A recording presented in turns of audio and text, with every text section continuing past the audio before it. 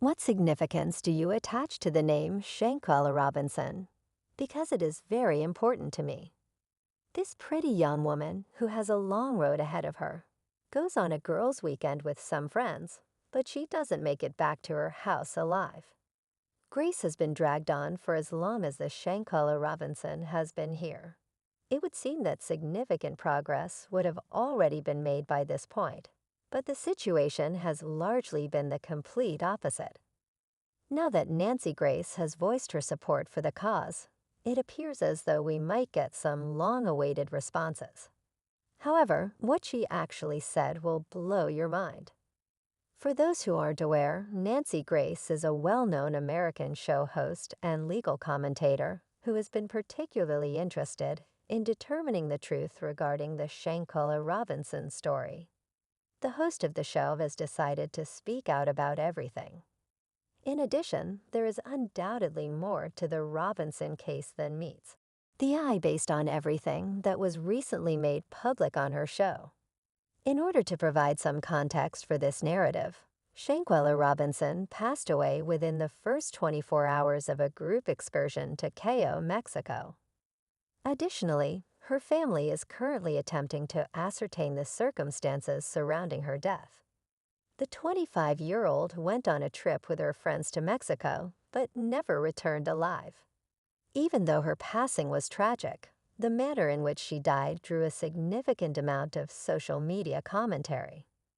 Talking about the case, Robinson was found dead in a hotel room less than 24 hours after you went to Cabo with 6 friends.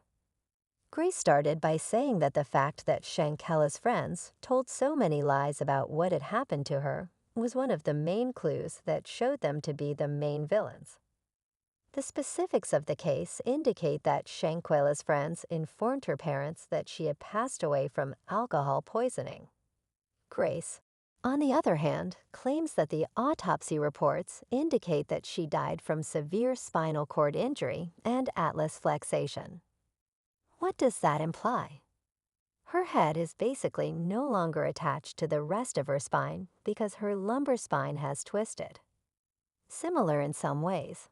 Whereas an internal decapitation, or decapitation.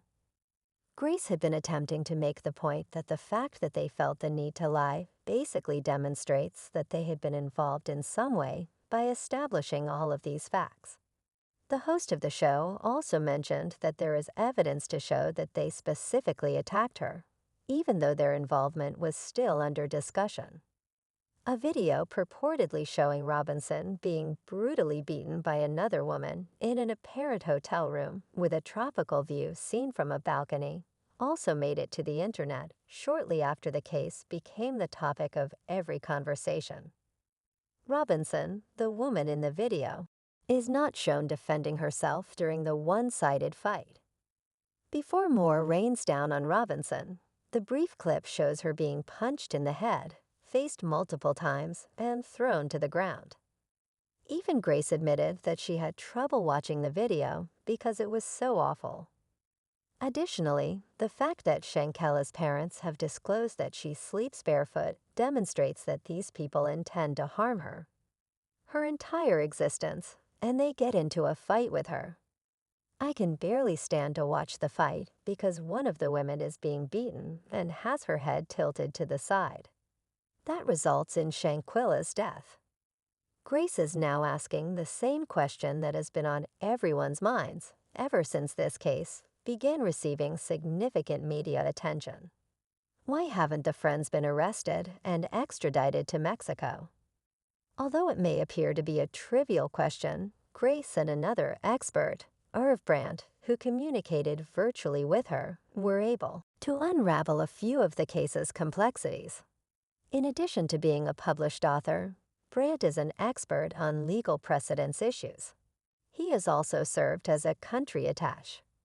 One of the main reasons why none of the suspects have been extradited, according to Brandt, is that the crime committed must be acknowledged by both nations before extradition can take place. Additionally, you would naturally be perplexed due to the fact that murder appears to be a fairly straightforward description that is widely accepted worldwide. But Brand made it clear that things aren't quite as straightforward as that. Simple. He revealed that the American authorities and Mexican prosecutors are looking into the death of the 25-year-old and have issued an arrest warrant for femicide or gender-based homicide, a report that CNN also confirmed.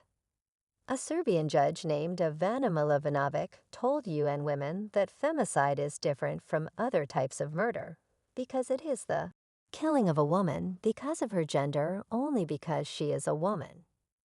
Now, extradition and arrests on this basis are problematic because the United States does not recognize femicide. Now, Brand was implying that the only way those who are already considered suspects in the case could be extradited was if they were charged with a crime that was actually recognized by the extradition treaty that the United States had signed. Mexico, too. Mexico must re-indict the accused and charge them with a crime that qualifies for extradition under the treaty, such as murder. Now, that does not imply that that is what took place. I'm saying that I'm offering you both a possibility and a likely possibility. The expert claims that this is not even the first time the United States has resulted in a crime similar to this one, which is also extended to other capital offenses involving drugs and attacks on people. Grace, on the other hand, has still brought up a number of valid concerns, including the lies that Shanquella's friends have told her family. The Kivo Six, on the other hand, have made a few additional actions that are even more suspect.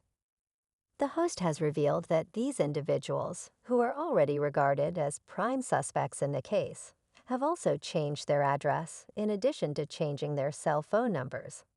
Coincidence? I doubt it.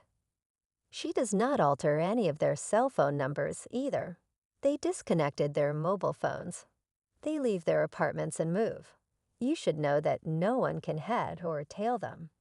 This is even more annoying for the couple on the show, because the things Shanquella's friends did to her in Mexico couldn't have happened if they were in the United States. This is why it makes sense that they went there specifically to harm her. Grace, on the other hand, spoke about a recent update regarding a possible arrest in the case, particularly an arrest warrant charging Shanquella Robinson with femicide was issued, according to ABC News reports late on Wednesday, which cited a Mexican prosecutor. According to the media, the suspect, who is said to have been the direct aggressor, has not been named. When contacted by the Observer late on Wednesday, the FBI's Charlotte field office, which is the subject of an ongoing investigation, declined to comment on the warrant for arrest. A spokesperson responded that our investigation is distinct from Mexico's. I have no knowledge of their activities. Basically, this demonstrates that the authorities in the United States have a different perspective on the entire situation than the Mexicans. Furthermore, even Grace's guests concurred that Mexico has in fact slowed things down. There's no tension. There is no widespread outrage. You may be familiar with Mexican public outrage, correct? So they don't care. Based on the fact that they don't care, the only one who cares. You are indeed. It simply does not rank highly.